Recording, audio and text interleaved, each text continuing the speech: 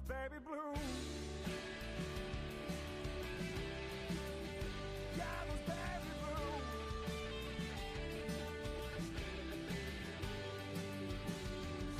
A broken man without a path. A vagrant aimless without a mouth. Took 2 long breaths and just one more till my lungs couldn't hold another. For you and me.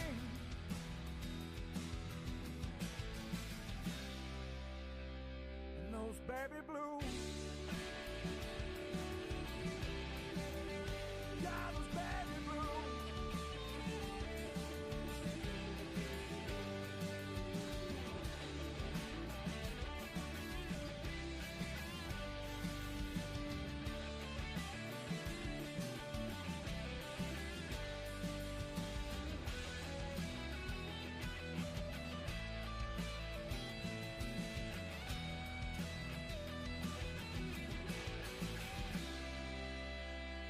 Those baby blues.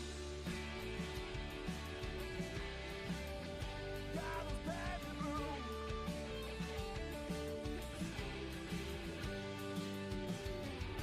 A broken man without a path. A vagrant aimless without a mouth. Some kisses your cheek and then grazes your neck. Makes my lips so damn jealous. For you and me.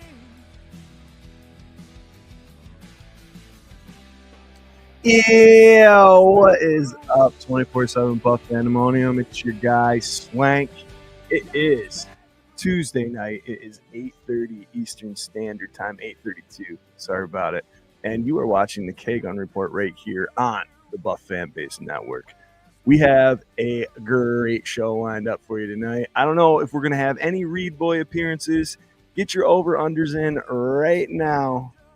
On time, we're going 9 o'clock over under inside track. I think I'm going way over. But fear not, I have the smoothest voice in Bill's podcasting right here on the show tonight. That's right, Ryan Thomas from the Thomas Takes Sports podcast is going to be joining us. We're going to talk about that big Jets win. We're going to talk about this primetime game coming up the day after tomorrow on a short week. We're going to talk about everything, man. Everything. So why don't you watch this intro and join us on the other side? Please come join us.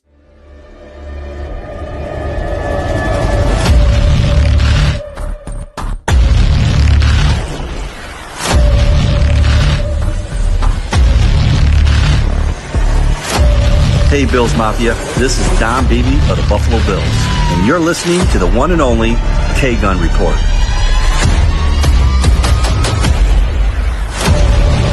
Oh, and you all know, go Buffalo. Oh, I tell you what, RT, man, never in my wildest dreams would I think Don Beebe would be introing our show on a bite, but Jesus, here we are.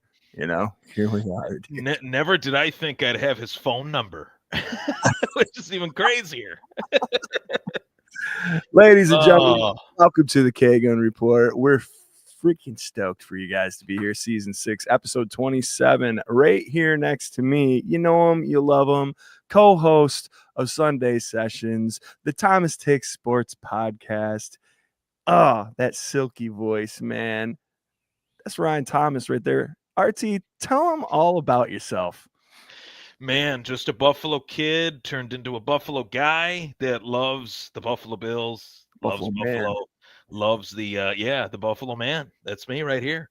It's been a journey. This is I cannot believe I'm about to say this, but this is the 10th year that I've had the Thomas Takes Sports podcast. Wow. It's my baby. It's been like a good nice warm blanket in the wintertime when the weather's bad. It's like, okay, I get some podcasting going on. We got through COVID together. We've had some highs, not too many lows, you know, so I can't say we've had many lows. So it's really nice to be able to, go into this 10th season, God willing, it's a Super Bowl season. Along the journey, I'd be a fool to not add this in there, but to have this journey is to meet great people. That's the best part of the journey that I've had. Meet guys like yourself. You guys are like family to me. You guys have seen me before Tosh, after Tosh, right? There's life is lifing, right? The two sides of the coin of RT, man. Pre-Fion and post-Fion. Yeah, dude. And I'm the same guy either way. Really? That just goes to show. Yeah, hell yeah, dude. You are my favorite couple, tied with Josh Allen and Haley Steinfeld, I think. Hey, this is even crazier. Okay, and this was not. It was planned, but I didn't know exactly. So the day that Tasha and I got engaged was the same day that Josh and Haley got married. So I might have planned it. But hate to steal Josh's thunder. I think he might have stole mine. I think he might have stole mine. Yeah, what the hell, man? He follows the Thomas take on once I do meet him, I'm gonna say, dude, you stole my thunder, man. I couldn't even propose without your shadow hanging over me. I'm glad you got a bloody nose, which I thought was really funny at that game. The way he's got a bloody nose. I'm like, that dude broke the shit out of his nose. Like, I mean, how many boxing matches have you seen where they jam Q-tips up in there? You saw them set it on live TV. It was like over the shoulder, and he's and you're like, it's broke. Dude's got two shiners, a flat bruise. Like, it's broke. Don't stop telling me that's a bloody nose, dude. Like the bridge of his nose was a ridge. It wasn't a bridge. Yeah. It was like a rigid little bump. It's a straight ridge. There's no bridge anymore. Yeah. That's funny. You mentioned that too. Like, I've seen so many, covering MMA and boxing. I've seen so many guys break their noses. And my dad and I were watching the game. He falls. Josh Allen falls forward. He stands up and he runs off. I literally, before they even showed him, like on the sideline, I was like, broken nose.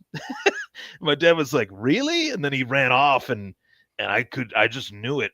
I could just tell, once he took his helmet off, it was like something's with his face. It's got to be his nose. I thought it was his eye, and I was really worried about it. And literally, when I saw them like this I was like, oh, thank God it's just a broken nose, because there's no way Josh Allen isn't going to be Josh Allen and get that shit set and then come right back into the game, which he did.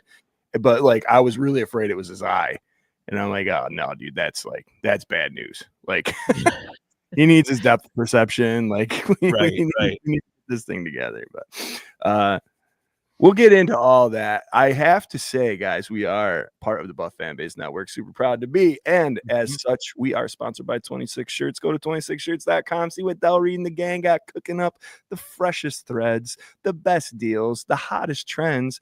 Look good, feel good. A bunch of that money. Over $2.3 million, people, since they started 26 Shirts. Donated right back here to Western New York families in need. So feel good about it. Go over there and give them all the money you got. Seriously, it's a great thing. We're going to be talking about this game a lot. Want to say hi to the people in the comments. Love it. We got Patty Hughes. What's Patty up, Patty Hughes? What's I up?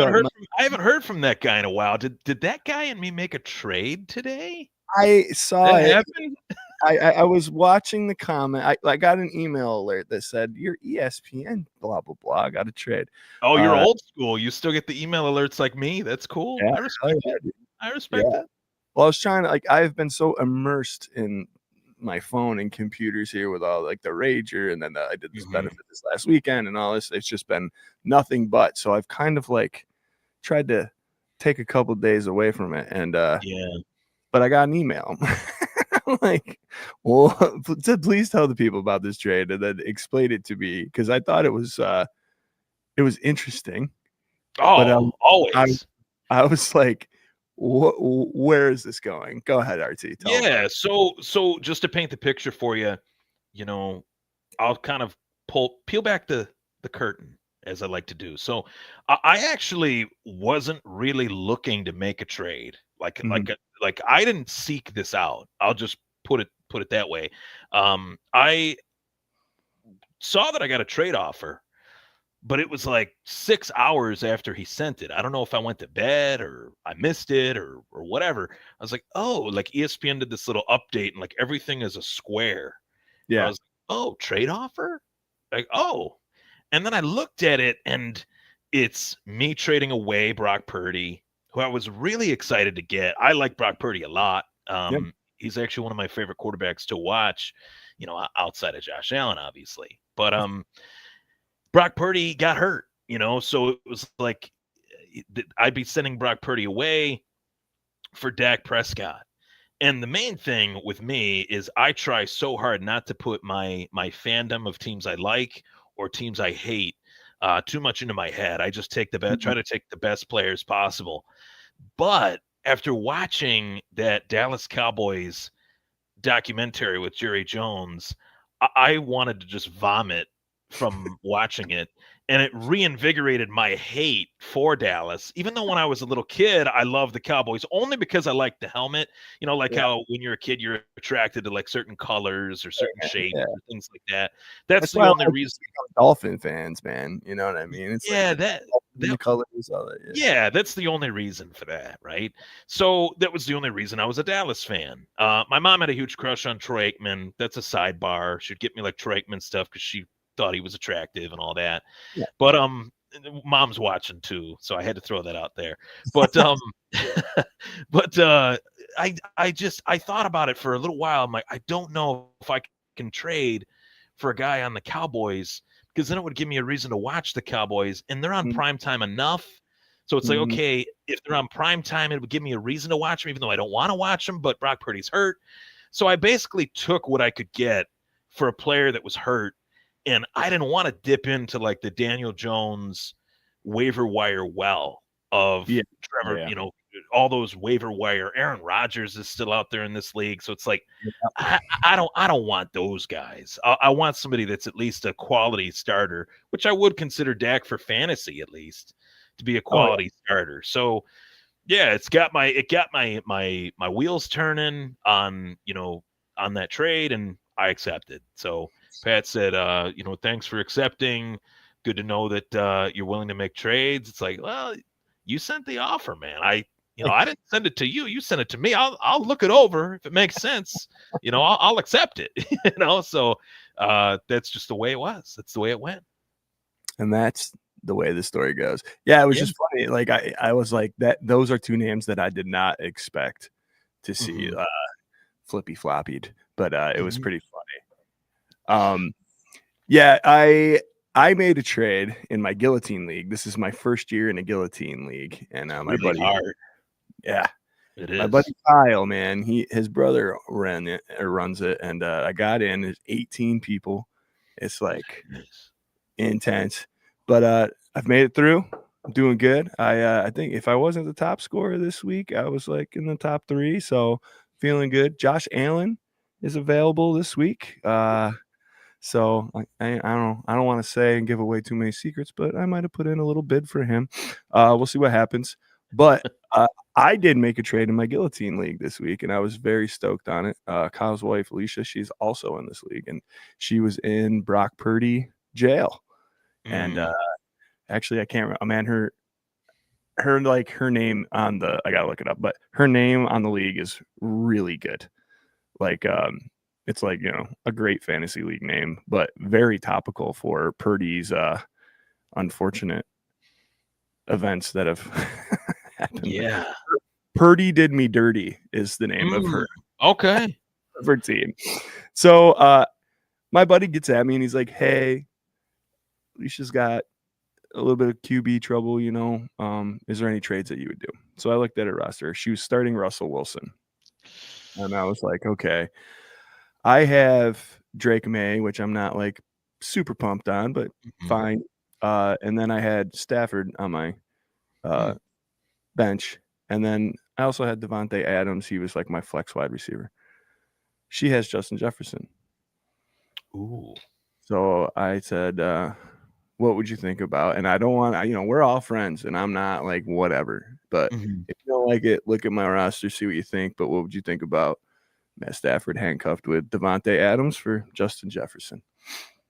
And it sat there for a couple minutes, and I'm like, oh man, I offended him or something. I think it's a pretty even trade, like whatever. Not bad. And he came back, and I was like, hey man, if seriously, like, not gonna hurt my feelings, and I'm not trying to screw anybody over. Right. And then it came back, and he's like, I think it just took her like 3 minutes to realize that like that actually was like a really decent offer. And I went and it was sitting there and pushed it through. So I got Justin Jefferson. So I was stoked. But I got Amon-Ra St. Brown, I got Gibbs, I got Justin Jefferson, I got McCogney. Like, I got a roster, dude. So let it. Like, this week I'm projected number 1. I'm like, yes, this is great, man. But it's man, if you guys have gotten into guillotine leagues, holy, is it fun? It's wild. It's wild. I didn't do one this year. I did last year, and I had names that just should not be on one team by the end of the year. It was ridiculous. Dude, getting that many teams together, and then like, you know, if you don't know what it is, man, it's like everyone against the lowest scoring person. They project out the lowest scoring team, and it's literally 17-on-1. And every week, the lowest points gets eliminated, and all of their players go on the waiver wire. And in my league, you get $1,000 for the season, and you can use that however you want to use it. But like, everything I've read and everything is, you don't want to spend heavy early, man. You want to try and like pace it out. You might want to bump the bid up for JA-17 though. That might be. I did all right on it. You did all right. We won't get into that. You don't got to give that away, but yeah. If I even bid, right? But, you might not have. But I was like, dude, if I have Josh and Amon-Ra and Justin, filthy. Like, oh my God, this is gonna be amazing. So anyway. I have a dynasty team. To you know, sidebar, I have a dynasty team since 2021 that I have a very realistic shot. Like, all my buddies have said it to me, which means that they're aware of how good the team is. Like, they've given me the due, which is really hard to get sometimes in fantasy football when you're playing with your best friends, especially. But my buddies are saying, you might go undefeated with this team. Like, this team is loaded, beyond loaded. When I put it together and I looked at the weeks that players were on bye, I was just filling starters in with starters, like literally, like starting lineup players that are on 2 different teams in our K-Gun, 24/7 league are all on my team. Like, it's almost like a guillotine team. Like, it's so loaded. 5 years work in progress. Started with the first pick and took Allen, and it's been a blessing ever since.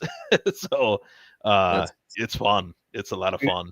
Dynasty has been a struggle for me. I've been in a league. I think now this is my 3rd or 4th season, and with a bunch of friends. And man, we like, me and the commissioner, we talked about like how we'd always wanted to do one, and he started one, and I'm like, yes, I want in, and we're there and we're building. And I was like, drafting your first dynasty team is so much different than drafting a regular like snake draft, like whatever year-to-year team, even a keeper league. Like, it's so much different. And I did so many mocks and read so much stuff, and I'm like, okay, I think I had like the 6th pick, and I'm like, man, I'm gonna fool everybody. I'm gonna go for Josh right off the bat.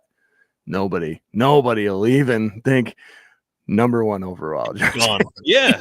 I'm like, what? Rightfully so, to be honest with you. Like, for sure, dude. Yeah. But it just like, it blew my mind. Like, and then my whole like thought was like, oh my God, I'm like a round behind everything that I'm supposed to be, because I'm thinking this way and it's this way.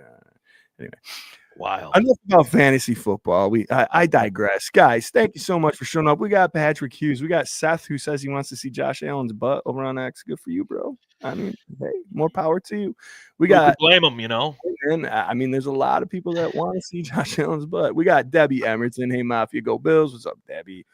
Patrick saying 2-0, power of the O's. Hell yeah, we got a little video and a score prediction from my boy Pat later. A little video. We got Cookie Cook. What's up, Josh? How you doing, brother? We got Uncle James. What's up, Mafia? KC 0-2, Baltimore 1-1. He.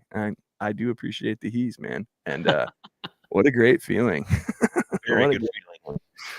We got our boy Shane Backer. What's up, Shane? The amazing Paulette Brown. Good evening, my loving Mafia family. Let's go Buffalo. Hell yeah, Paulette. I heard that you're hanging out with Crazy Corey and Buffalo Spartan this last weekend, man. It had to be a fun time over at the Spartan Ranch. Corey says, what is up, Mafia? Great win. Had a fun time at Spartans. We even had a quest showing, a guest showing to G, not a Q, bro. From Paulette. Been a long weekend all over Phelps and Niagara Falls. Hell yeah. My boy Corey, I got to give him a shout out, man. I've known this kid for, he may be exactly a year at this point. He showed up on the stream via our guy, Lou RQ. And, he has just been like one of them dudes, man. He's like you, RT, like hit it off, knocked it out of the park. He came and helped us out with the Rager. He came and helped me out with my benefit this last weekend, brought his beautiful daughter to hang out and dance and all that stuff. And just really thankful, man, for Corey and all the good times and help and brotherhood. So appreciate you, dude. Reed's missing the 1 year power of the O, so I will take the over. Yeah, dude. You guys better, I think. So Scooter's got no power, and Jared's single dad to 9 kids tonight. I think his wife's got some big meeting or something that she's out of town for. So it was low to mild chances, but Scooter might get his power back. We'll see. I told him to hop on his phone. Start throwing him some messages or something. Get him going. You're like, hey, I'm gonna text the guy that I know doesn't have kids, and he's been on this show before, and he's gonna come right on. I see. It's very smart. Very smart. Yeah. I know you've been doing it 10 years. I've been doing it 6. See, if I did have a kid, chances are they'd be like sitting on my knee with the headset on. Like this is never gonna stop. So we got Doug saying, what's up, all you beautiful people? Love the stress-free Sunday. Hell yeah, Doug. Here you go. Corey, well, since RT is here live, let's talk about who's in first in fantasy, my boys. Corey is also very good for the shit talk on the fantasy group. And he's getting a little cocky with a little 2-0 start. I will say I am 1-1. But I only lost by a couple points this week, and my team, I'm feeling pretty good about my team. So I gotta ask Corey, as I move my head, does Corey see anything in the background that kind of, get his attention? Is there something gold in the background, like right is there? That the champ helmet from the last 2 seasons? Yeah. The only thing that's missing on it, we got to get one of those name stickers with 24. Then my name would be on it 2 years in a row. You know what I mean? Yeah, you need the double. Yeah, Jerry, come on, man, come on, I need my sticker. But yeah, other than that, it looks really good up there. I plan on leaving it there. We'll see. I'd like to bring it down and put it like right about. You see where that guitar case is? I think it'd be all right. If anyone else should have it, I would say it's either you or Scott. Just or Jared's not in the league, but Scott or yourself should to add to the K-Gun Sunday Sessions braggadociousness. I think that's it would be nice if one of the guys that started this thing would get it, but we'll see. Scott said to me, he's like, man, I shouldn't have invited you into this league. I was like, We got Buffalo Spartan. This is Sparta. My voice is still messed up. I had another show last night, so just a tad bit late. Mafia, mount up. What's up, brother? Good to see you. Patrick says Josh Allen broken bone equals MVP season. Yeah, I mean, I think he was there without the broken bone, but if you're talking to some Ravens fans, I mean, Lamar is it, man. Lamar, even though Josh had a broken nose and got benched in the fourth because they were up so much, and Lamar ran up the scoreboard with some garbage time TDs. Lamar still is the guy, man. I think the Ravens are going for the stat quest this year because they don't feel confident about beating our Buffalo Bills. RT, what do you think? How many? I know the answer to the question, but for anyone that's a Lamar lover, how many pass attempts did Lamar have against the Bills? Over or under 20? I think it was just under 20. Oh my God, really? Jesus. It had like 19 pass attempts in a game against Josh Allen, which might have made the difference if they had more faith in the guy. That's a story that I'd like to maybe just sprinkle a little Little salt on that, little salty salt. Little breaking news there. Yeah. Mhm. I like that take. I think, you know what? Culture, man. We talked about it last week. All this joking around about culture that McDermott's brought in, and the culture doesn't matter in a locker room and blah, blah, blah. I will say 9 seasons as a head coach he's going into right now, and all of the cast of characters that they've had rotated through there. And the one thing that is constant is everybody in that locker room loves each other and plays for each other. That has not changed and kept them competitive. I will send your direction to Baltimore, where they don't win these big games like that, where they don't really seem to be playing together as much as individually. And I think it's more about, we have talent, you don't coach talent, let these guys do what they do. Whereas Buffalo's like, we're talented. We might not have like the biggest name recognition in the world aside from like Josh Allen. And I think Mr. James Cook deserves his flowers as a top 5 running back in this league, if not a top 3 running back in this league. But I mean, star power wise, these guys don't have as many people as the Ravens, supposedly, but somehow put up more points against them and beat them in fantastic fashion. And don't blink, don't stress.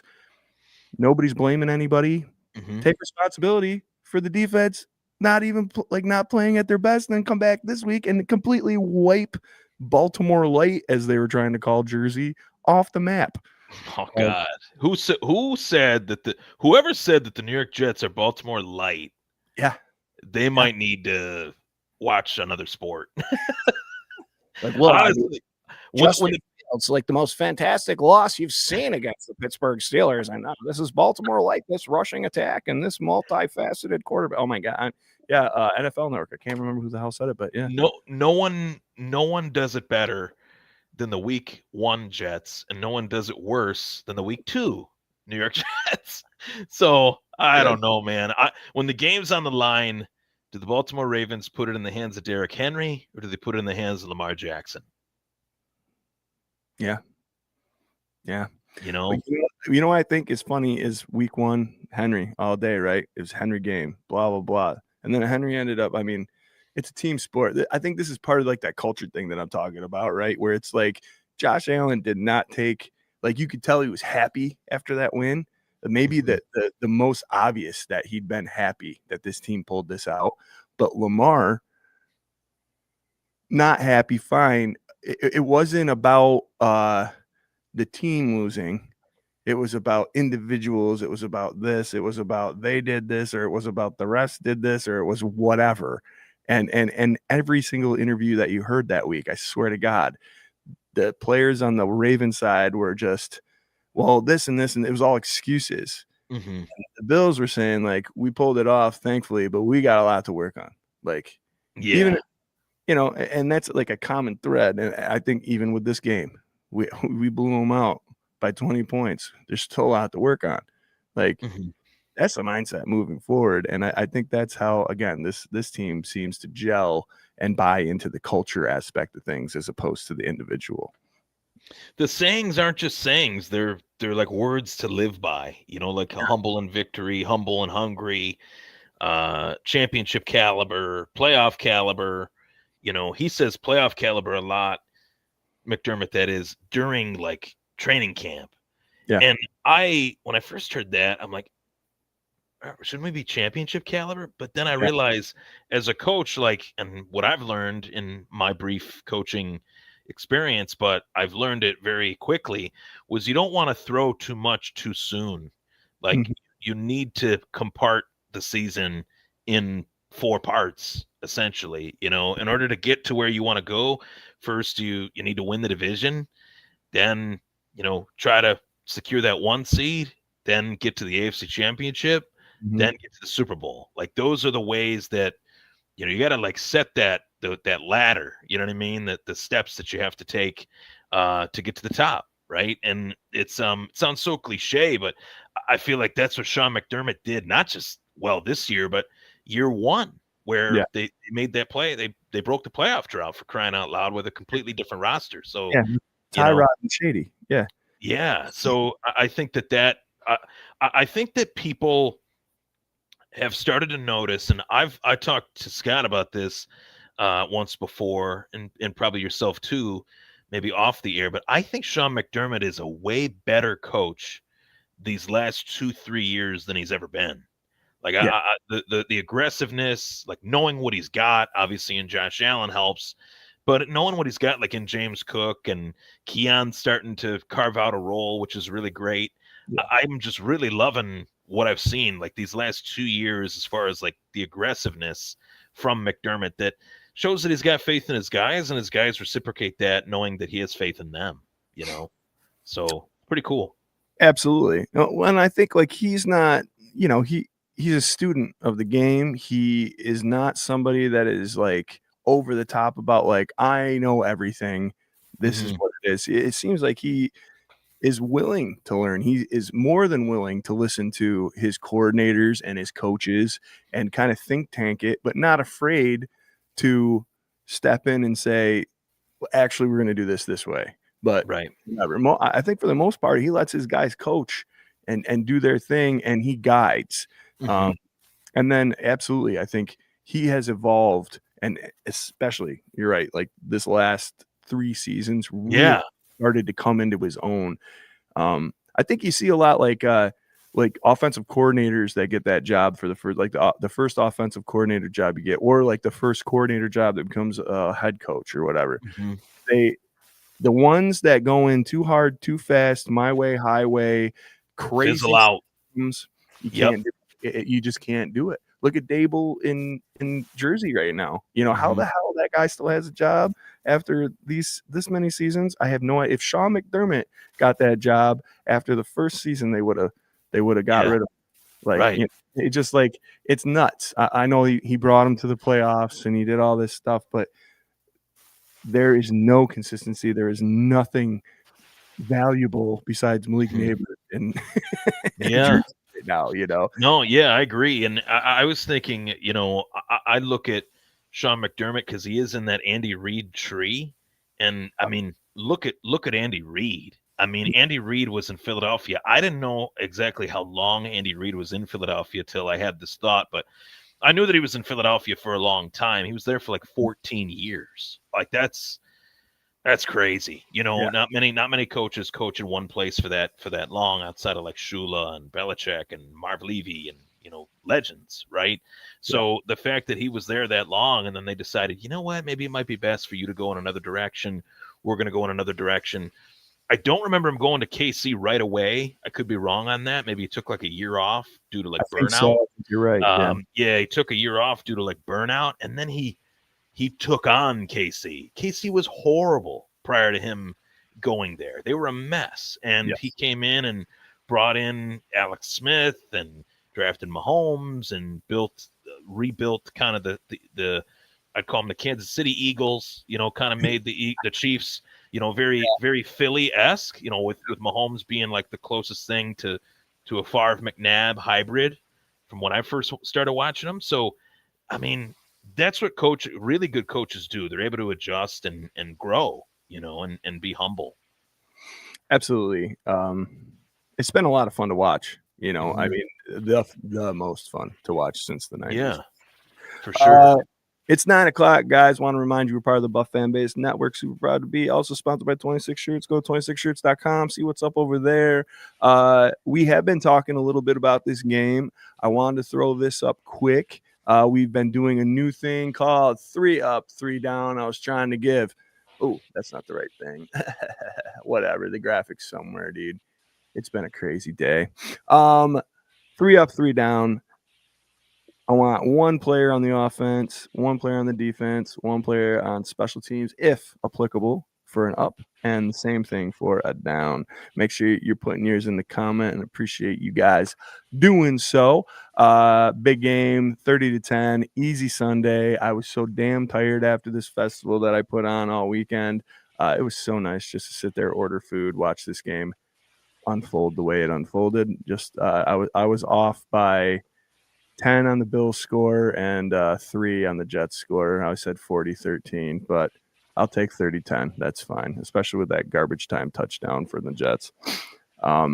RT, if you could, please let the people know who was your offensive up from this last Sunday for the Bills. Offensive up has to be, without a shadow of a doubt, James Cook. You see the stat line there: 21 carries, 132 yards, 2 touchdowns, caught some passes as well, I believe. The run game was cooking with James Cook. This crazy like corkscrew run that he had, where he's inside, then outside, then way outside, then inside, then way outside again, then cuts across the right to left side of the field, was one of his best runs of his career. And if there's any area of the New York Jets that I will give them credit for, it is like that front four. Buffalo kind of had a little bit of a tough time running the ball a little bit in the beginning of the game.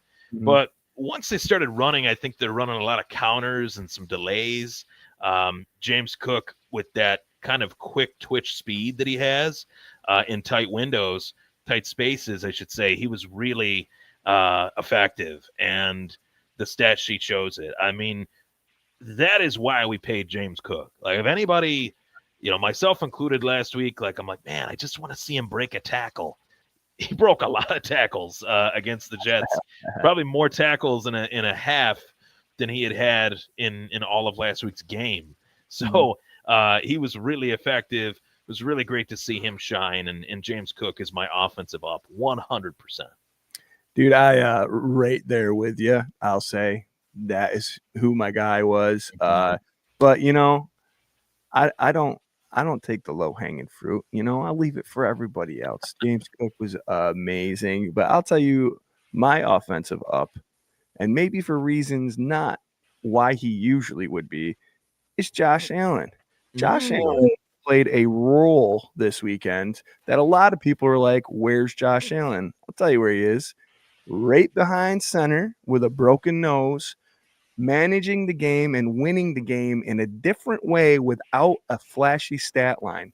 If you think that that's going to be a usual Josh Allen stat line, you are sickeningly mistaken. But the Buffalo Bills won without Josh Allen doing Josh Allen things. And that should scare the hell out of this league, especially after all the accolades that the Jets defense gets every once in a while. Baltimore Light, all that bullshit. Josh Allen still did his job with a broken nose, didn't have to throw 500 yards, didn't have to run for 100 yards and 2 touchdowns. He still did what he needed to do. And this rushing game destroyed this Jets defense. So, aside from being a tough son of a bitch, he's also just being a guy, and I love it. So, Josh Allen was my up. You got an offensive down for this week, my friend? Offensive down. There were, of any guy on the offense that I was just juiced for year 1, year 2, hoping for big things in year 3. There were some moments there where Kincaid could have caught some balls that he didn't catch. There were some moments that, it's not quite there yet. It's getting there between Allen and Kincaid. And when it gets there, holy smokes, it's going to be off to the races. That's another, talking point for this offense. But that was I just want to see that. I would love it if that happens sooner. I'm talking Thursday, squish the fish, last home game against Miami in the Ralph. I would love it for me to, 2 days from now, but there were some passes that I thought were left out there a little bit. And I think Allen would even admit that himself, that I just gotta lead him a little bit more. Maybe got to throw it behind him a little bit more, throw it out in front of him a little bit more. Little things like that between Josh Allen and Dalton Kincaid just aren't quite there yet. But I think they can be, for sure. 100%, man. 100%. Yep. I would agree with that. I do like this down from Patrick, and I kind of mentioned it. I don't know if it was Sunday or not, but might have to say Ray Davis not off to a good start for him. I'm wondering what is going on with Ray. Like, it just seems like he doesn't have his feet underneath him. He had a decent run and then slipped again this week, and that kind of seems to be the story of Ray so far, even from preseason coming into week 2 and heading into week 3, where it just doesn't seem like he's got his feet like underneath him. He's either getting stopped at the line or he's getting a couple yards and slipping. So I like that one, Patrick. Mine, Joe Brady, stop trying to kill Josh. Stop with these designed Josh Allen runs. Please just let him improvise and do what he does.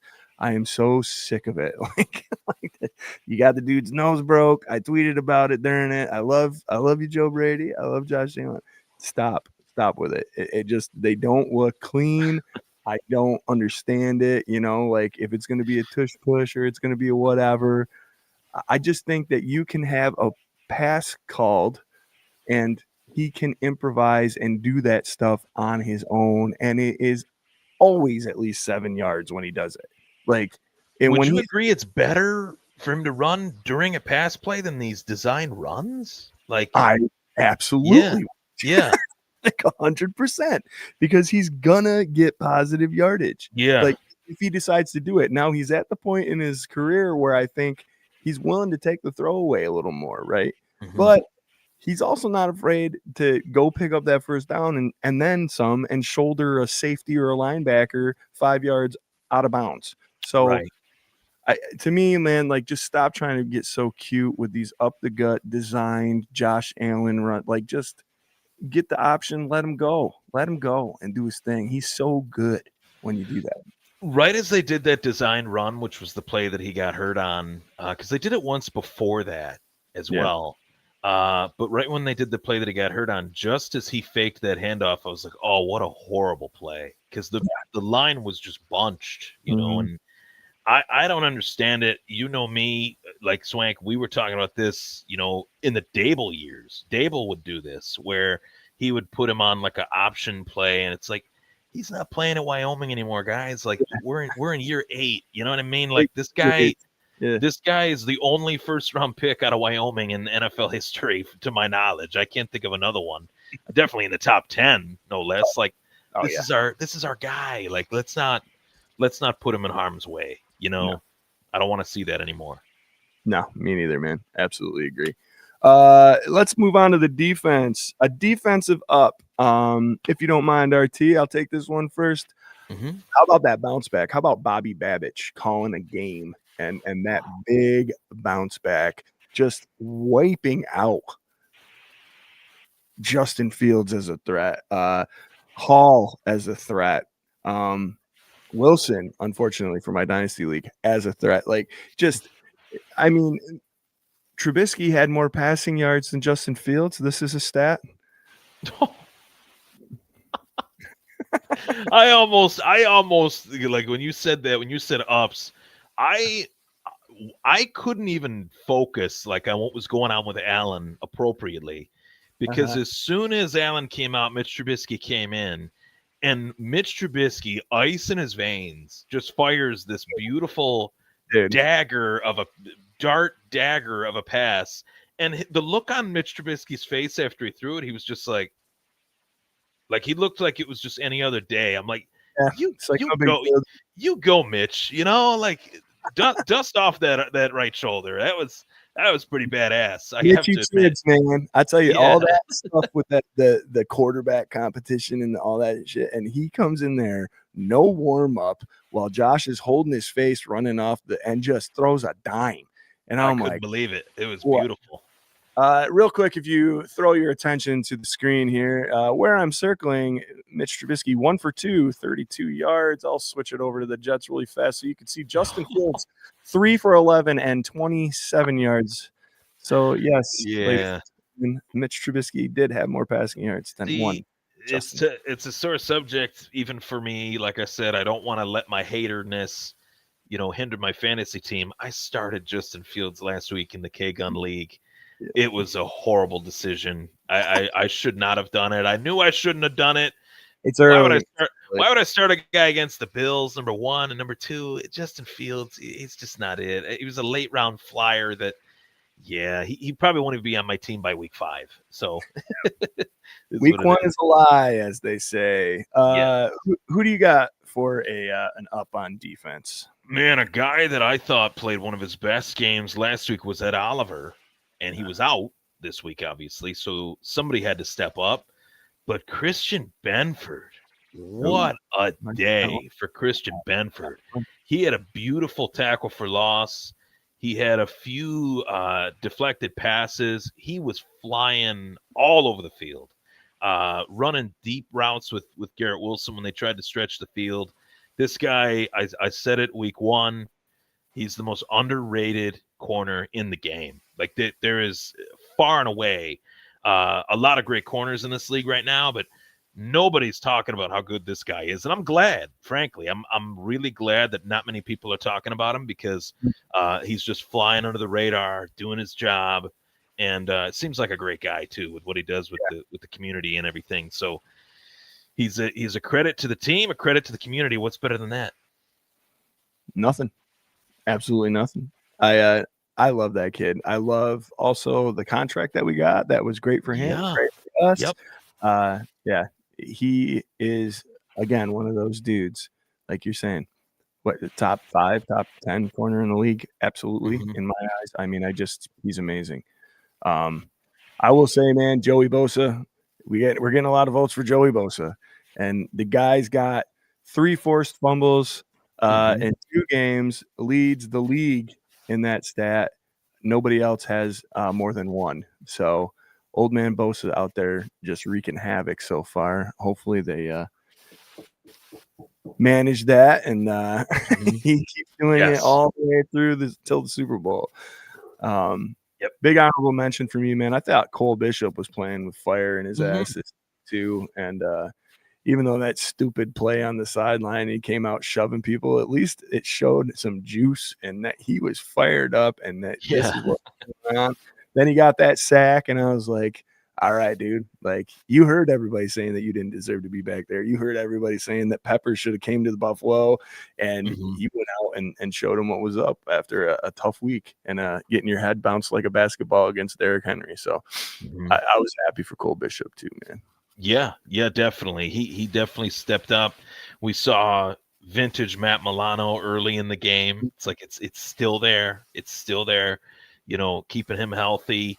Obviously, I kept my expectations extremely low, made jokes about it with my buddies, that I wanted to keep my expectations really low for Joey Bosa, so that if he didn't do much of anything, then my heart wouldn't hurt, because I've always liked Joey Bosa. Like I've always, when he was with the Chargers, always liked him, but understanding what we've talked about, he had a lot of injury issues these last couple years. But I loved the signing for the Bills. I just didn't want to make my expectations like they were for when we signed Vaughn, for example. I thought Vaughn was going to come in and blow the I can't say roof because there is no roof, but blow the skyline, just 300s. Yeah, the 300s, just make the 300s explode. But Joey Bosa is the one that's making the 300s explode right now. Like I'm really happy for him, and I want him to be, managed well, stay healthy, and just crush it here. He seems like he's loving it here. He seems like he's really fitting in well with the guys. He's talked about it in almost every interview that they provided him, and he seems a little bit more outgoing than he was in previous seasons too, like as a personality. So I think it's great. I really do. Yeah, I mean, he is. It is so fun watching him fall in love with Buffalo and see what it's all about. I mean, week 1, you could see it all over his face, just shock and awe and like happiness, like genuine happiness, waving goodbye to the Jets, in the early third quarter. Yeah. Which I'm like, part of me is like, all right, this is the Bills, dude. And I'm 41. I've seen a lot of games. Like, let's wave when the clock says like 1 second left and we're up by 20. Even when Eli Moore was doing the backflips, I'm like, man, that didn't even really feel right to me, but it was still funny. It was cool. It was great. Yeah, it was. What a great moment for him, man. Getting being a Jet and then going in there and whooping on him, scoring a touchdown. Awesome, right? Like, yep. But yeah, I get real worried about that because the term Billsy gets thrown around quite a bit.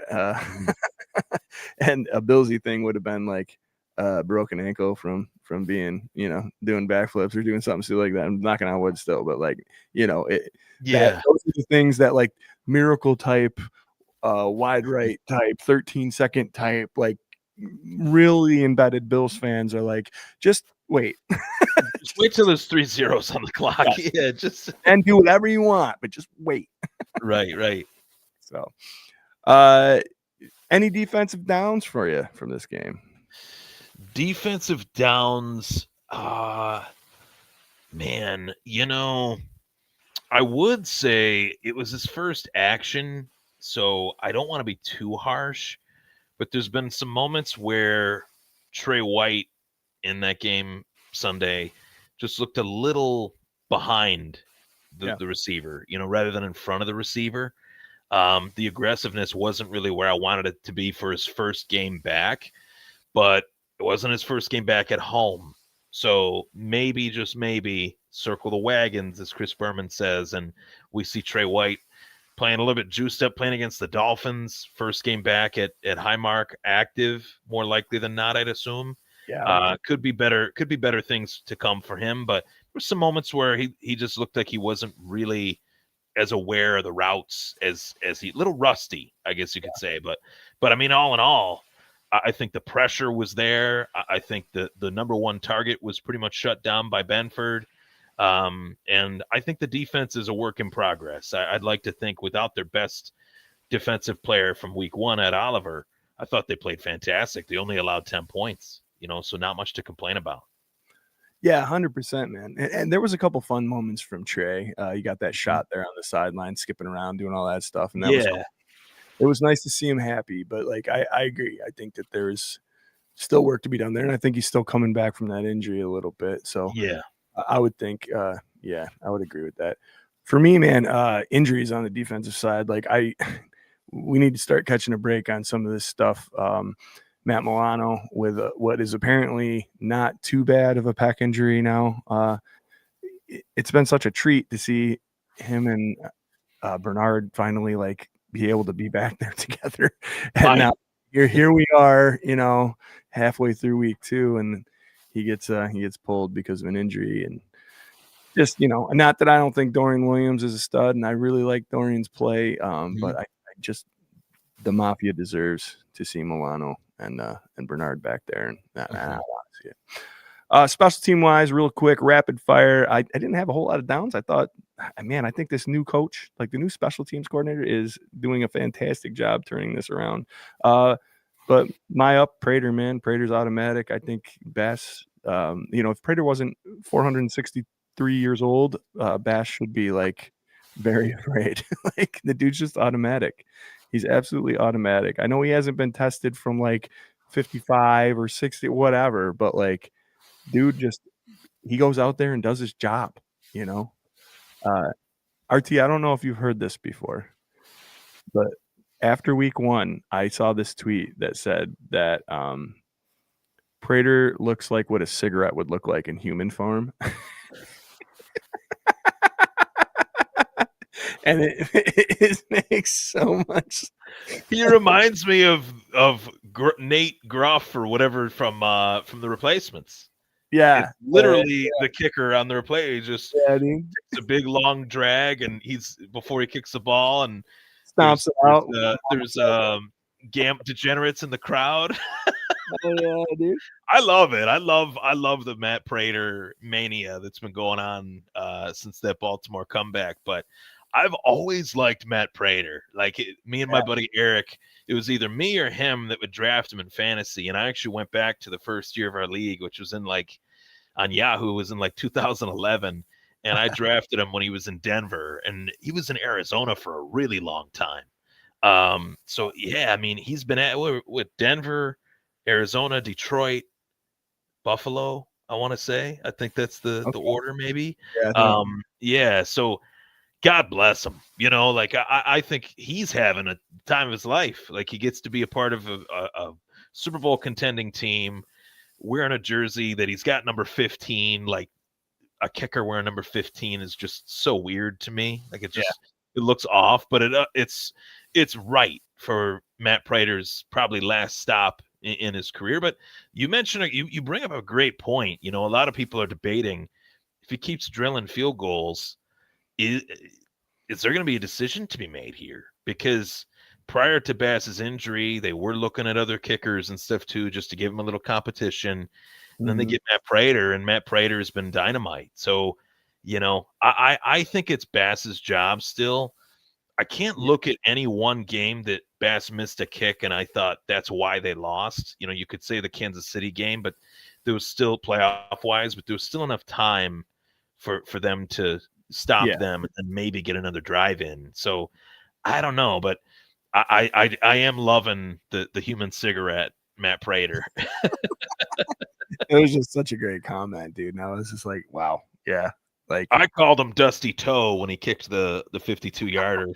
I was like, Dusty Toe drills it through for 52, and my dad just lost it. He's like, Dusty Toe, where the hell do you come up with that? I'm like, dude, he looks like he's just half in the bag. Nigel Gruff, that was it. Yeah, I got the last name right. I couldn't remember the first name, Ellen. Yeah, Ellen helping you out here. Yeah, that was a great movie. Patty, they're not going to cut. Yeah. That's I mean, same thing Pat's saying here, and yeah, we know that, man. I mean, you just can't. But I will say this: that you cannot ignore the fact that your stomach hasn't had that little, like, ever since the first kick in the Baltimore game, like not even the game winner, the first kick when you came out and you're like, let's see what this old guy's got, man, and he drills it. You're like, okay, and then he drills an extra point. You're like, okay, and then. After that, I didn't worry about Matt. I had the least amount of nerves than I ever have in a game winner situation than when Matt Pratt, like when he was sitting there, I'm like, he's going to get this. Like, I'm pushing no huddle field goal too. Like that was hard. It was a fire drill. But like, I'm sitting there thinking, like, I'm trying to push that thought out of my head because I'm like, that's not like, you can't think that. You can't think this is automatic because that's exactly when a doink happens. That's exactly when a block had. That block was damn close to happening. And it's like, this is the Bills. You can't think that. But I really was like, I think if Bass was kicking out, I would have been more nervous because I've seen him doink so many extras, So that's the thing that, like, I don't know. Also, he's old enough to where, like, where's he going to be week 8?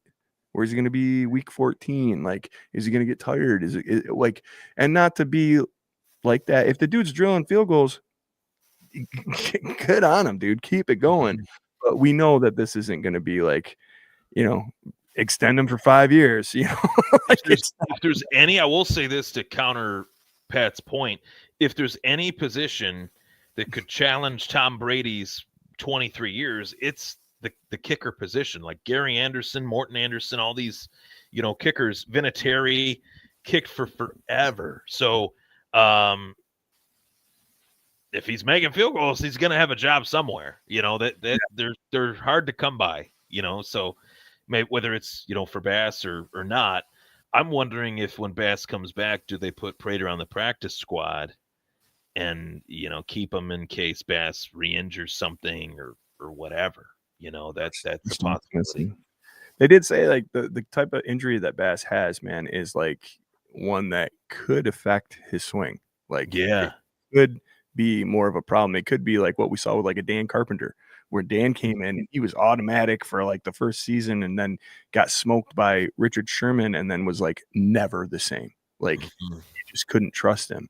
And like that margin of error for kickers is so small, but like the difference between hitting 92% of your kicks and 79% of your kicks is very apparent when you're a fan watching the game. Like, you don't think, you don't see them all the time, but when you're up there and you're missing, they're glaring. Yes.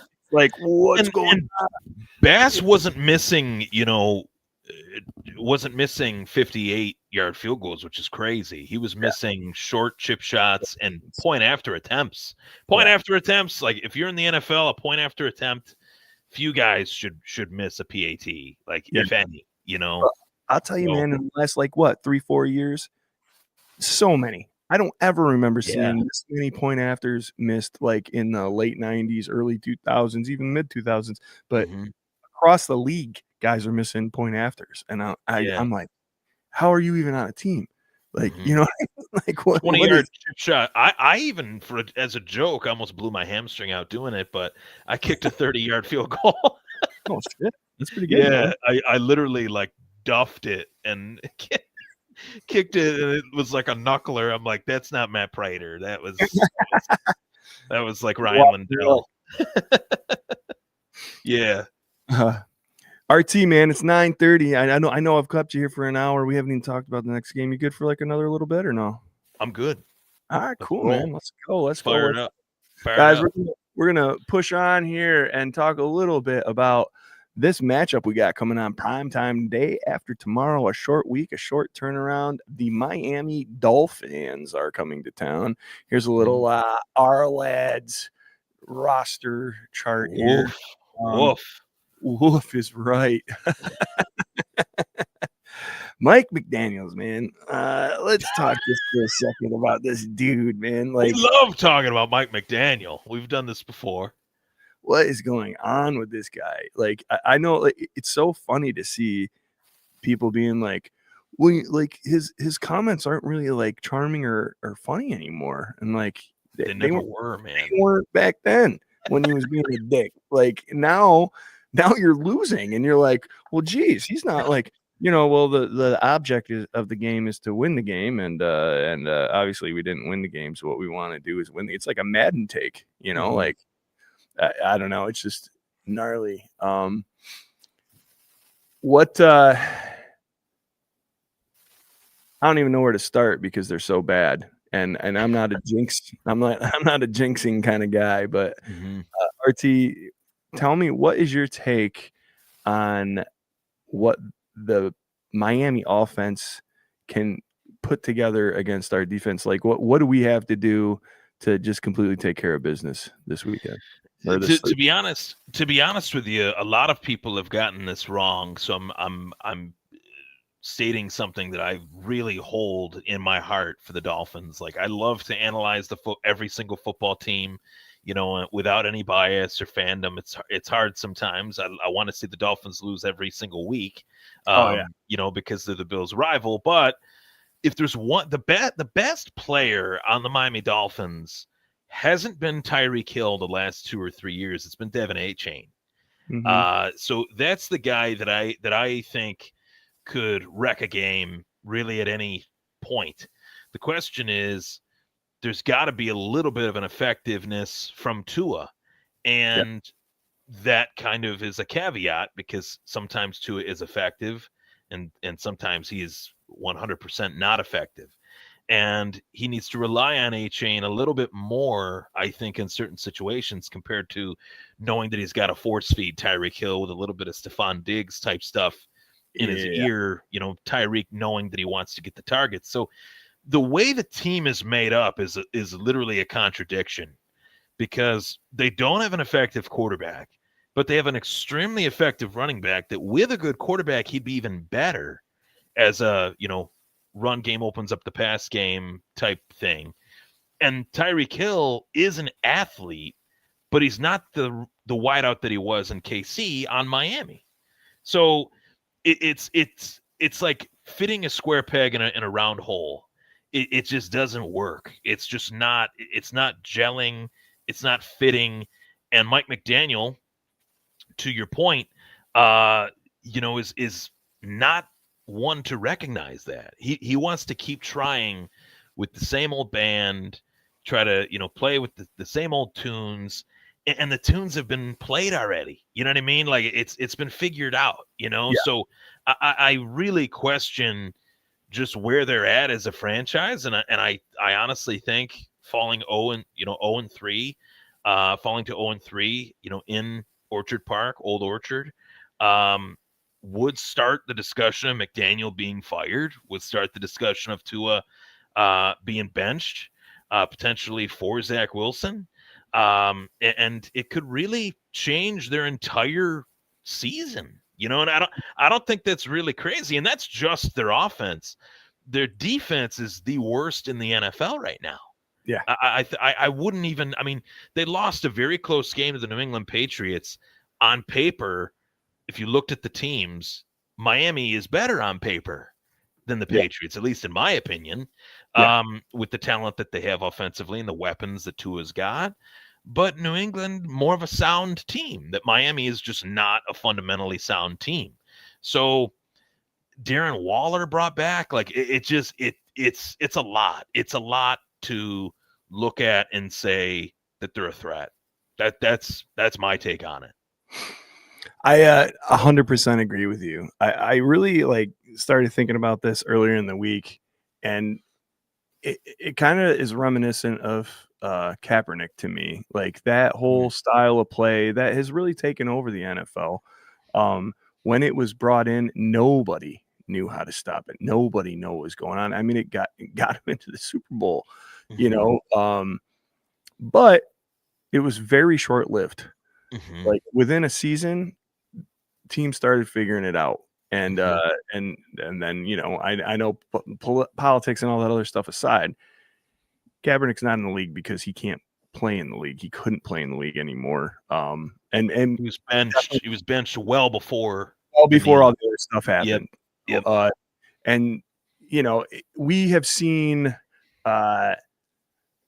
women beaters and felons and even vehicular manslaughter. We have seen teams put aside crimes and different all sorts of different things in the pursuit of winning and washing it away. If Kaepernick could have played, I really believe he would have played. But that's that. I'm not trying to get whatever on that. So to liken that to this, filling a whole team with speedsters, it worked for a while, man. It's Wild West gun show. Let Tua just sling it wherever he wanted to the fastest guys in the NFL. Teams have figured it out. It's over. You might hit on a shot here and there. I think without growing and changing and evolving with this league, you are gone. Like you are absolutely gone. And I think that's where Mike McDaniels is right now. And that's where this team full of Stephon Diggs-like personality, like Tyreek's not the only one. Like there is a lot of players on that team. A-Chain is too. Yeah, he likes the ball. Yeah, absolutely. I mean, you know, defensively, I mean, Chubb last year saying, like nobody believed in the team. But it was different this year. It's the locker room, you know, we just didn't, you know, nobody was on the same page. We didn't really believe in like what was going on. And now we're good. And it's like, you guys look worse than ever.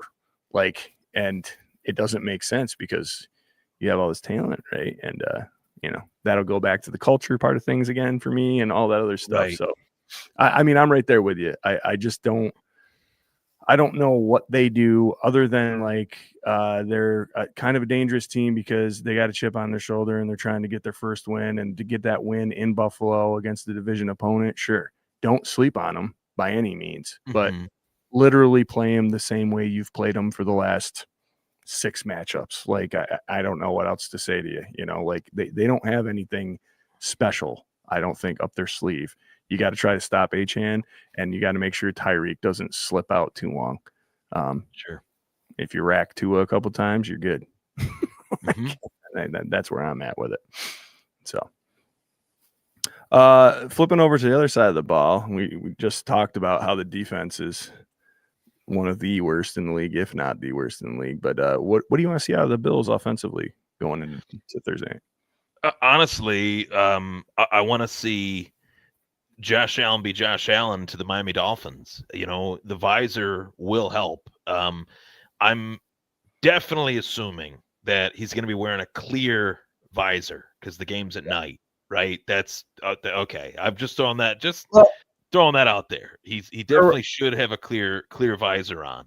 Yeah, correct me if I'm wrong, because I always thought like they couldn't have, like quarterbacks specifically couldn't have tinted visors because the league saw it as a disadvantage to the defense because they couldn't see his eyes, like anybody, like any quarterback in the league. I thought that you know who they came down on really hard for that, and he was like, whatever, was Doug Flutie.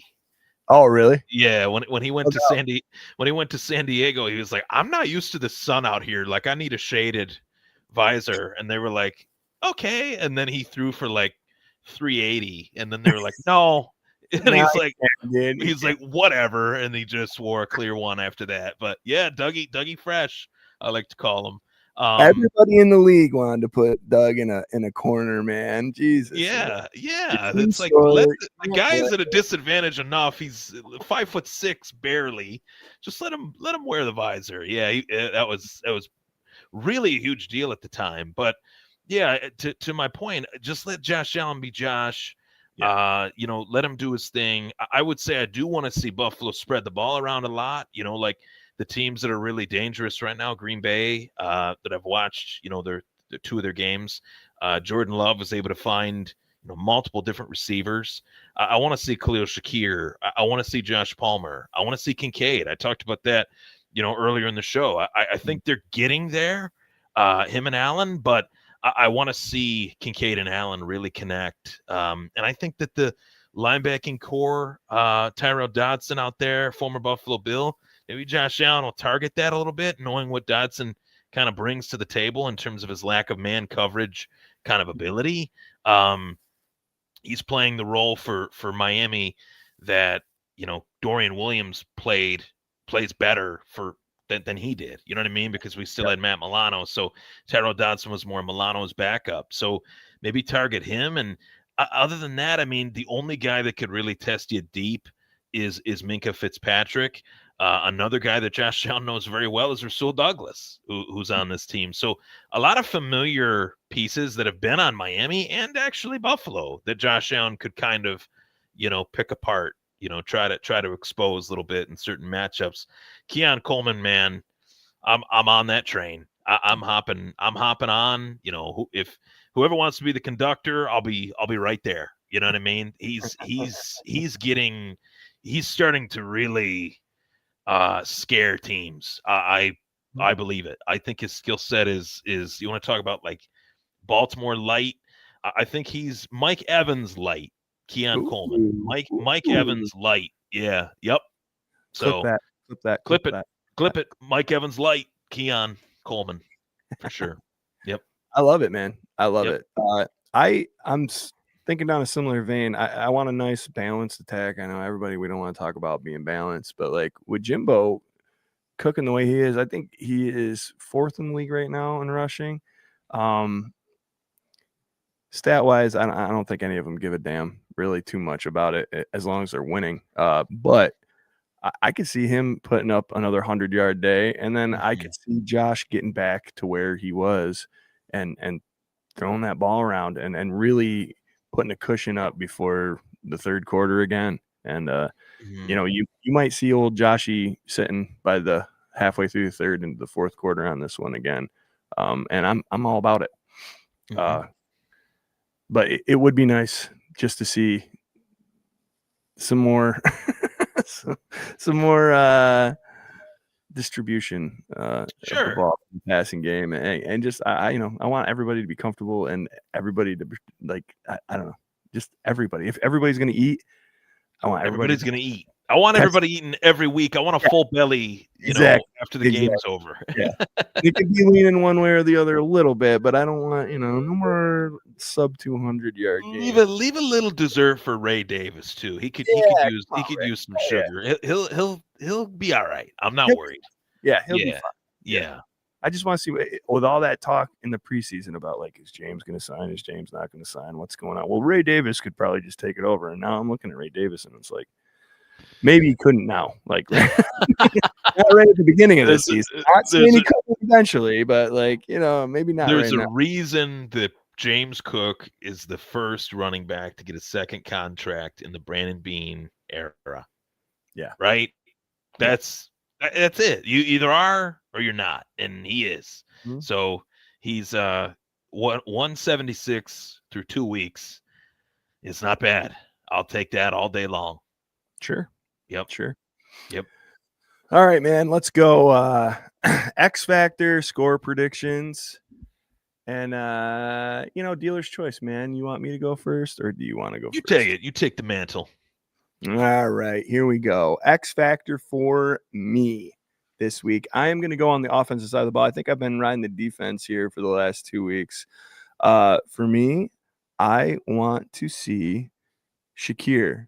I want to see some Shakir over the middle. I think he's going to have a 70-yard game, and I'm going to call a 2-tutty day. Ooh.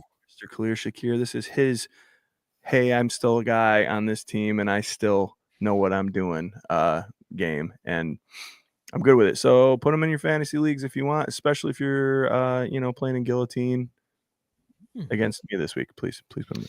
No, I will. He is on my team in the K-Gun League. See, He's going to be starting. He's ready.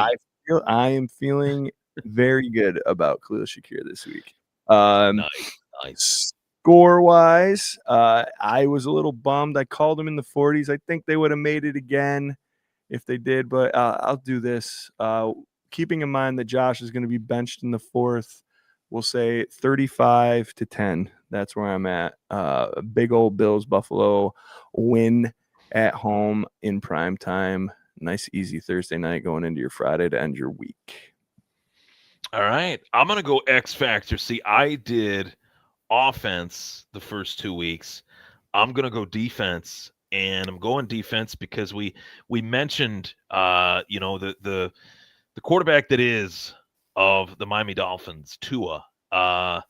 We know what he is. We know what he's not. And we know that the script is with Tua that if you pressure him early and if you get him a little frustrated, he panics. That's what he does. He throws the ball to the other team in the most crucial situations in a game repeatedly. I've never seen anything like it, to be quite honest. But he always finds a way. And that's durability issues aside. This is one of the best depth front fours in the NFL. We didn't even have Ed Oliver last week, and that front four looked like they didn't miss a beat. I know we're playing the Jets. I know the Jets are not that good. I'll throw that out there too. But Rooks look good. Them rookies look good. Yeah, the rookies look good. They look good. Yes. So my X factor, I'm going Joey Bosa. Honestly, we talked about him, and I've seen there's moments where he's been closer to a quarterback, and that quarterback might run away from him. Maybe the wheels aren't what they were for Joey Bosa. He had the knee injury, right? But Tua is so bad in terms of his second move in the pocket. He is one of the worst quarterbacks when pressured. He'll either turtle or he will try to throw it away, and he's left-handed, so he'll only look to the left side. My memory serving me right, I think Joey Bosa is going to have a pick in this game. I think he could have an interception off of Tua in this game. If Ed Oliver's in the middle and the pocket collapses, Tua steps up, Joey Bosa's right there to get that pick. And I think that would be utterly hilarious. If this comes true, we could clip this. I would love for it to come true, but make 97, a jersey potentially that you might be ordering this Christmas season. I like it, man. I like it a lot. Let's see here. We got a couple predictions. Our good boy, Mr. Patrick Hughes here, has a special little prediction for you guys, so I want to throw that up. What's up, Bills Mafia? K-Gun, Buff Pandemonium. Well, it's the 1-year anniversary of the SpaghettiOs this week against the Dolphins, so I don't see any reason why we shouldn't continue.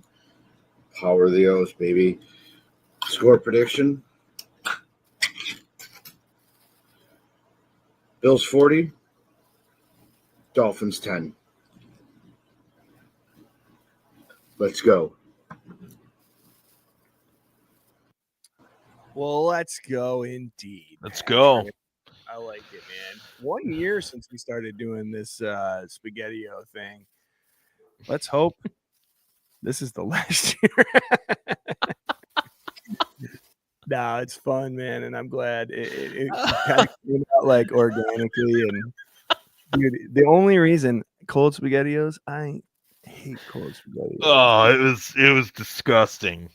Well, I tried, and I couldn't do it. Welcome to it. Oh man. But the power of the O's do prevail, man. What is it? What is it that will end it when the Bills win the Super Bowl? Is that what will end the power of the O's? Like you said, I don't know, man, it might quadruple it. Like, I don't think it's gonna end. If we're winning, it's not ending, and I'm fine with it. Like, the match, I will do whatever I need to do as my K-Gun duty. But I yeah, just don't want to eat them cold, man. Cold That's feels- not. I don't We like went to that- anything cold other than pizza. That's it. we went to the that Niners game last year. Me and Scooter and my boy Chad, and we met Corey there, and Cookie came up with us and all that stuff. And we were doing the SpaghettiO thing, but I made him warm it up for me on the camp stove because I was like, I can't do this. Yeah. But bigger men than me, Mhm. power of the O's, I'm there for it. I mean, it's such a fun thing, and it makes me laugh every single week. So, guys, if you don't know, we also have our kid in the street, Mr. Eli Wynn, with Eli's Winning Lockdown, and he's got himself a special question for you right now.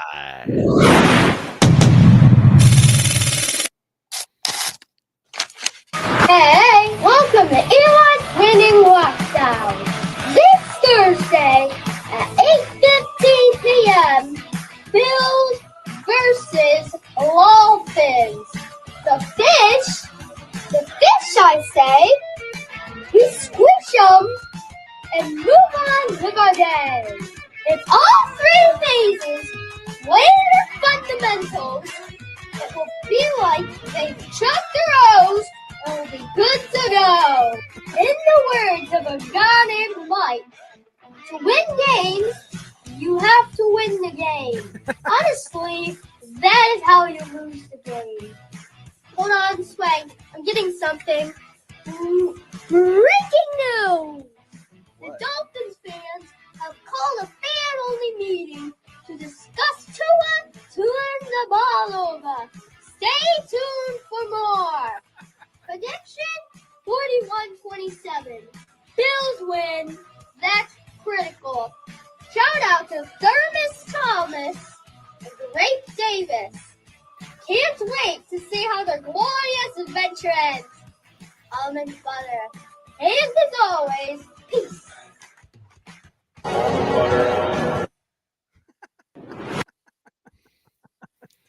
What a kid. He's an animal, dude. I love it. I love it. Yeah, so he's a character, man. he just he gets it. He's all that stuff. It was funny because he sends the video in, and then Jerry adds like all the transitions and all that music and stuff, and he was just like, what's almond butter mean? And like Lori's like trying to explain it to him in the comments, and I had no idea, but it's like some just like TikTok trending something, some video like the kids get and whatever. I sound very old right now. The kids understand the TikTok. The kids know the trends these days. Yeah. But I mean, that's like, But they do. Yeah, they do. And he not only knows his age appropriate trends, but also like all those little nods to stuff that's happened within the last 2 days. Like Mike McDonald's press conferences. It's awesome. Oh my God, that's funny. Yeah, it's great. Nice job, Eli. That's our kid in the street. And if you bet Eli's picks, you will win money. Everyone, he's on more than he's off. You will come out better than even at the end of the year. I swear to God. So, Lori, you are old. Yes, I am. You're absolutely. It's from Bill's social media. Oh, it's the crazy clip one. That's okay. Well, I thought clip. that. I was, yeah. Those are beyond me too, a little bit. I'm sorry. I'm just getting to that age where like I don't get it. I mean, I watch them and I'm like, huh. Whatever. But Corey, Lori, aren't you old? I don't think so. Nah. Lori, destroy him.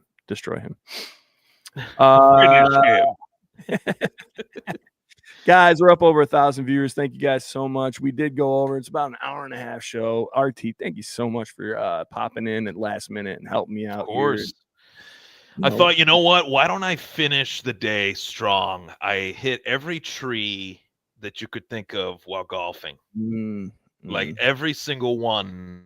I was just hitting them to the left, to the right. I'm like, man, I feel like, I'm playing NCAA college football and I need to kick a field goal. This is not good. This is not good. So yeah. So jokes Phelps, aside, they call always that. ready. What do they call that? I said in Phelps they call that swank golf. Oh, okay. So it's playing a little RT/swank golf. I won't give myself that much credit. I don't know what it is. I've been off lately. I was doing really good, and then I didn't play for like 2 weeks, and it's like I forgot how to play. It's just It happens, man. yeah, it's too much, man. Too much of a hobby. Yeah. You know? I was just talking with my father because we've been trying to go out. I have not gone out since my car accident, which has been like 6 years ago, and I've been trying to Oh, go out wow. for like the last couple of years. And my father-in-law and my wife and we all want to go out, but I want to find a driving range around here. Like they all kind of disappeared, I don't know what happened to that whole thing. But anyway, Sarah and I were talking about it, and I'm like, the craziest thing about golf is like you can hit a stride and you can feel good for a hole and you can be like, I got this thing all figured out. And then you can drive the next hole and just shank it into the woods like 20 feet in front of you, but 80 yards west. You know what I mean? And you're like, what did I do different? Like I felt better and calmer and more confident, and I shanked the hell out of it. And I'm like, and then you're sitting there like, well, drop your shoulder and move your foot and make sure the club face is facing this way and put it inside your back foot and blah, blah, blah, and swing through and blah, blah, blah, and stare at the ball. And you think about this 80 item checklist and still shank it. And then you get pissed off and you go up for the Man, I couldn't. just well it and it goes straight. And you're like, I don't know what the hell's going on in this game, dude. I hit a ball today, probably, and you're gonna laugh hysterically. I hit a ball probably 250 yards today that didn't go in the air. Like it didn't. It literally hit the ground like the whole way. Just kept going and bouncing, and I'm like, have I hit a ball that far without it like going in the air? And Worm my buddy, burner. yeah, my buddy Carson was like, yeah, that was a line drive. I'm like, D.D. Gregorius, that's how I played golf. No home runs, just line drives, consistent. It was ridiculous. It's fine. Hey, everybody's got a style, man. Yeah. I'll take a 200-yard drive, no problem. Yeah. That's fine. How you doing?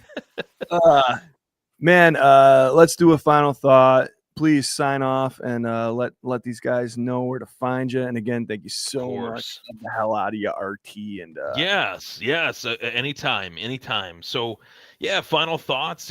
Week 3, Thursday night football.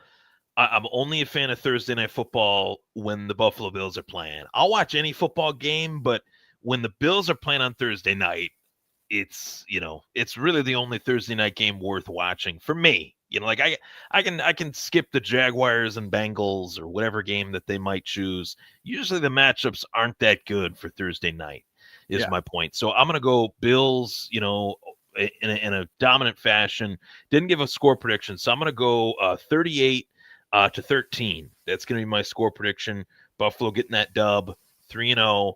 I'll be profiling the game, diving into it tomorrow night at 8. Thomas Take Sports Podcast, my 10th season, as I mentioned, covering the team. So I've really enjoyed it.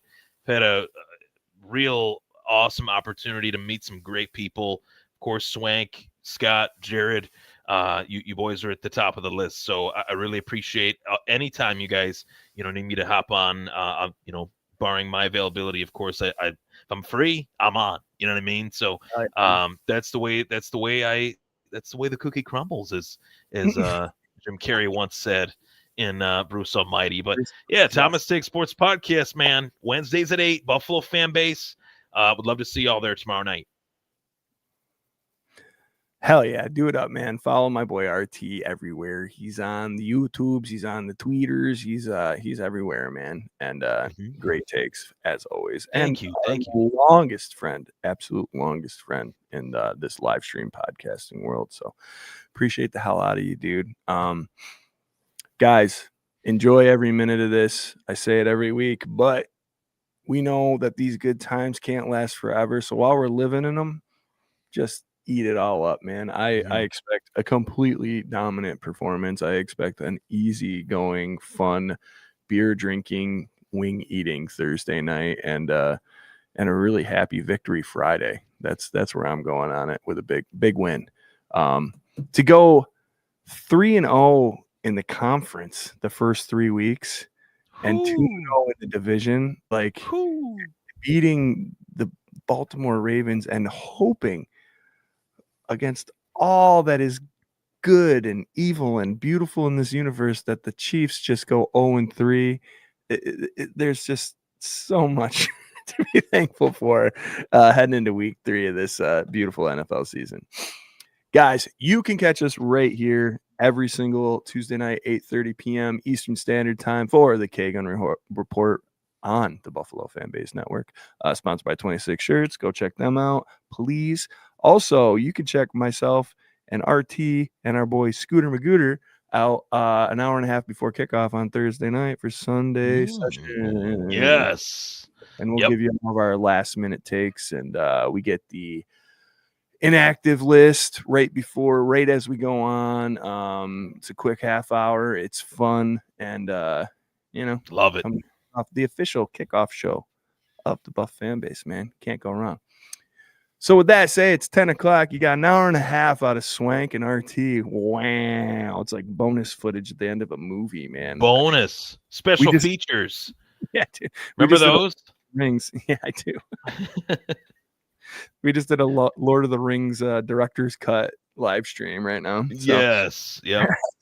Return of the King. Return of the King. Hey, Corey. Up here. Up here. Return of the King. All right, guys. With that, good night. Go Bills. Go Bills. Go